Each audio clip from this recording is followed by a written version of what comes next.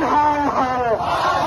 अरे स्नेहा को न्याय देना होगा, अरे स्नेहा को न्याय देना होगा। अरे न्याय हम लेकर रहेंगे, अरे न्याय हम लेकर रहेंगे।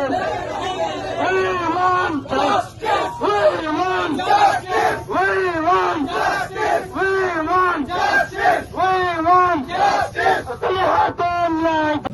देखिए, आप लोग के घर में जब आग लगता है तब आपको चिंता होती है। हम 80 से इस तरह की परिस्थितियों को देख रहे हैं और झेल रहे हैं। परसों भी एक बच्ची के बलात्कार की घटना में हम हाजीपुर गए थे। हर दिन इस प्रदेश में एक जिले में एक दिन में लगभग अपराधी माफियाओं के द्वारा 1 जुलाई से 15 जुलाई के अंदर 22-23 मर्डर हो गए। पटना में एक दिन में 9 से 11 मर्डर होता है। हम कितना गाली से प्रशासन को दें? क्या इसके लिए समाज दोषी नहीं है? कितना स्नेहा अपनी शहादत देंगे इन नेताओं के सियासत के लिए? कितनी बच्ची का बलात्कार होता रहेगा और वो पैसे की माफियाओं का थाना और डीएसपी का शिकार होते रहेंगे? कब तक बच्चियों के बलात्कार पर गंदी राजनीति और सियासत चलती रहेगी? कब हमारी बच्ची बेटी बहन आजादी के साथ मुस्कुरा पाएगी? कब इस बिहार में आजादी मिलेगी?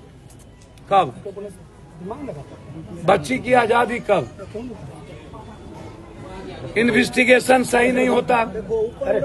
मेरा आग्रह है सीधा, जहां पर हमारी बेटी थी वहां में किन किन लोगों का टेलीफोन है,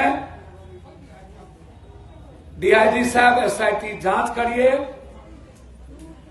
और कॉल टेलीफोन का जो प्लेस है उसके आधार पर, एसएफएल के आधार पर, टेक्निकल सेल के आधार पर आप उन लोगों से पूछिए कि रात के कितने बजे तक उस रूम में किसका किसका फोन है। हम जांच, फोन, दूसरी बात कॉल डिटेल, हम जिस पर आरोप है उसके पूरे कॉल डिटेल चाहते हैं। जब मेरी बच्ची फांसी लगाती तो केवाड़ी लगा होता,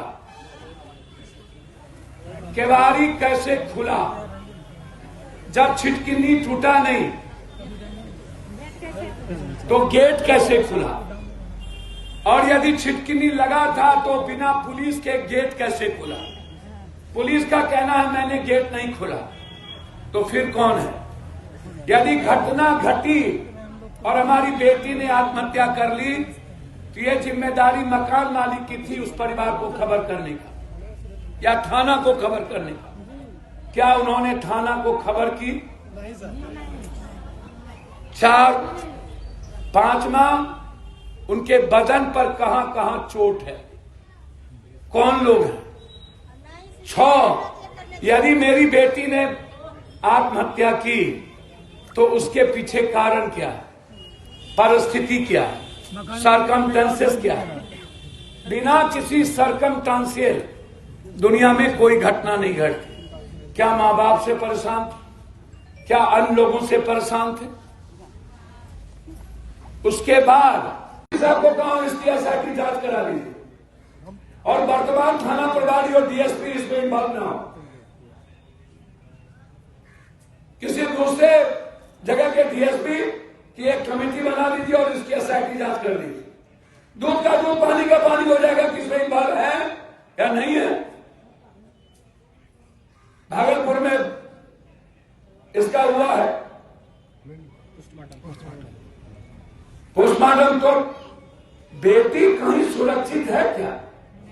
और कोचिंग और प्राइवेट स्कूल में बेटी सुरक्षित नहीं, ये आप जान लीजिए। ना सीसीटीवी फुटेज, पटना के जितना हॉस्टल है, कहीं भी बच्ची को सही खाना तक नहीं दिया जाता, जितना हॉस्टल है।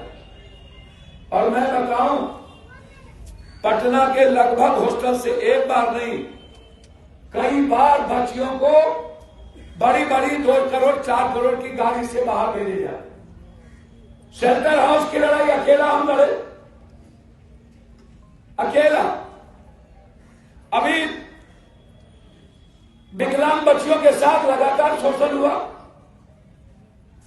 किसको मतलब है? किसको मतलब है? नेताओं को परोसा जाता है। इस शहर में बड़े बड़े पदाधिकारी को के पास भेजा जाता है, इस शहर में बड़े बड़े बिजनेसमैन के यहां भेजा जाता है हिम्मत बोलने की किसी को? एक बार नहीं, एक बार हम आंदोलन की, हॉस्टल बंद करो। हमको लड़कियों ने चीट भेज दिया कि पप्पू भैया प्लीज मैं पैर पकड़ता हूं आपका, आप इस लड़ाई को बंद कर दीजिए, नहीं तो हम लोग का माँ बाप लेके चला जाएगा, पढ़ नहीं पाए। सर इतना चिट्ठी भेजा हमको छोड़ देना पड़ा लड़ाई लड़कियों के कारण कि हमारी बच्ची खुद कर रही है लड़ाई, आप बंद कर दीजिए।